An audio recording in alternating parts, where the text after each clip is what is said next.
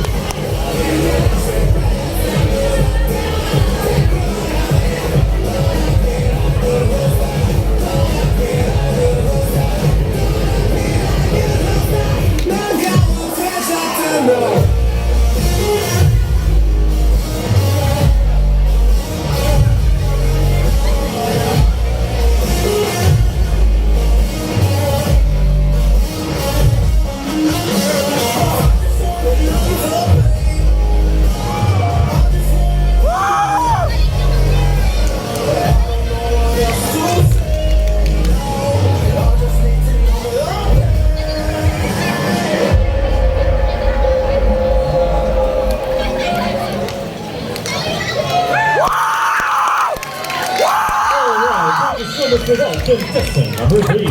Up next will be portraying